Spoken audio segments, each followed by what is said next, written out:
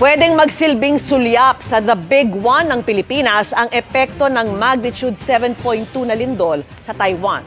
Mas matindi pa nga ang inaasahang lakas na aabot sa magnitude 8 o higit pa, ayon po yan sa PHIVOLCS. At yan ang tinutukan ni Rafi Tima.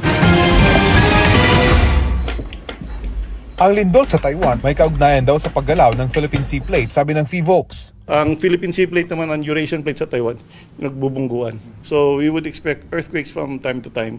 Ang Philippine Sea Plate gumagalaw ng 9 na sentimetro kada taon, kaya nangyaring lindol sa Taiwan dahil hindi na kinaya ng fault sa Taiwan ang pressure. Kapareho sa sitwasyon sa Pilipinas. The Philippine archipelago is actually compressed on both sides by the Eurasian Plate and the Philippine Sea Plate. Pero yung Eurasian Plate, almost immobile. Ang malakas na motion would be the Philippine Sea Plate. So we're being pushed towards the northwest. Ganito kalakas ang pag-uga sa lindol na tumama sa Taiwan. Sa magnitude 7.2, mahirap nang tumayo. Kaya kailangang humawak at manatili sa kinaroroonan. At sundin ang duck, cover, and hold. At kapag natapos sa pag-uga, tsaka lang maingat na lumabas ng gusali. Ang magnitude 7.2 na lindol sa Taiwan ang sinasabing potensyal na lakas ng pinangangambang The Big One sa Metro Manila kapag gumalaw ang West Valley Fault. Sa pagtaya ng PHIVOLCS, MMDA at JICA, aabot sa 34,000 katao ang posibleng mamatay sa Metro Manila kung mangyari ito. 114,000 ang posibleng masaktan at 170,000 na kabahayan ang posibleng gumuho. Patuloy naman daw ang assessment ng PHIVOLCS sa Metro Davao at Metro Cebu sa posibleng maging impact ng ganito kalakas na lindol.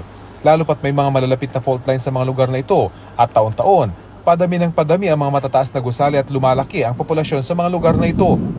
Pero sabi ng PHIVOLCS, may mas malalakas na lindol daw na pwedeng mangyari sa Pilipinas. For example, the Philippine Trench here in Samar, it's capable of generating 8.1 event. And when that happens, pwedeng mag-generate ng tsunamis as high as 10 meters.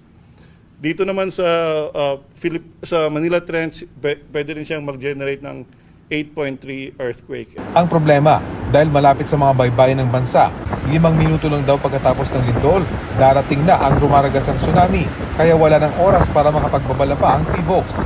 Kaya mahalagang tandaan ng mga nakatira malapit sa dagat ang shake, drop at roar. When there is a strong shaking na halos hindi ka na makagalaw or hindi ka na makatayo, and there is a sudden drop of sea level, and there is a roaring sound coming from the sea. Kung isa sa mga yan na-observe mo, then you have to evacuate immediately to a higher place kung nasa coastal community ka.